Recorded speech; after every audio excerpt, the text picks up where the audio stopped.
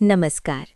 मैं डॉक्टर प्रिया शर्मा और आज मैं आपको बहुत ही शांत, सुकून भरे माहौल में एक ऐसी समस्या के बारे में बताने वाली हूँ जो आपकी नींद को और आपके स्वास्थ्य को दोनों को प्रभावित कर सकती है, और वो है रात को आने वाले खर्राटे।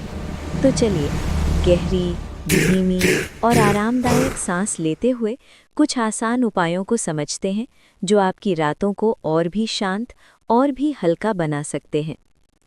सोने की पोजीशन बदलना। सबसे पहले मैं आपको बहुत ही सरल सी सलाह दूंगी। जब आप पीठ के बल सोते हैं तो आपकी जीभ थोड़ी पीछे गिरती है, जिससे सांस का रास्ता थोड़ा संकरा हो जाता है और इसी वजह से खर्राटे आते हैं। इसलिए आज से कोशिश कीजिए कि आप बाईं करवट लेकर सोएं। अगर करवट में सोना मुश्किल लगता है तो अपनी पीठ के पीछे एक छोटा सा तकिया लगा लीजिए। ये आपके शरीर को आराम देगा और नींद में धीरे धीरे खुद ब खुद आपकी सही पोजीशन बन जाएगी। नाक की सफाई और आसान सांस। कई बार नाक की जकड़न ही खर्राटों की मुख्य वजह होती है। सोने से पहले 2-3 मिनट गुनगुने पानी की भाप लें। भाप धीरे धीरे नाक की रुकावट को कम करती है और सांस लेने का रास्ता साफ हो जाता है। अगर आपकी नाक रोज बंद रहती है तो नमक मिले गुनगुने पानी से नाक की हल्की सफाई बहुत आराम दे सकती है। यकीन मानिए, नाक के साफ रहने से खर्राटे अपने आप कम हो जाते हैं और नींद भी गहरी होने लगती है। कमरे की नमी। अगर कमरा बहुत सूखा है तो ये आपके गले और नाक को भी सुखा देता है और खर्राटे बढ़ सकते हैं। अपने कमरे में हल्की सी नमी बनाए रखें। अगर आपके पास ह्यूमिडिफायर है तो अच्छा, नहीं है तो कमरे में पानी का एक कटोरा रख दीजिए। धीरे धीरे हवा में नमी बढ़ेगी और रात में सांस लेना भी आसान लगेगा। सूखी हवाओं की जगह हल्की नम हवा नींद को सुकून देती है। हल्का रात का भोजन। रात को बहुत भारी भोजन करने से आपके पेट और डायाफ्राम पर दबाव बढ़ जाता है। ये सांस के रास्ते को प्रभावित करता है और खर्राटे आने की संभावना बढ़ जाती है।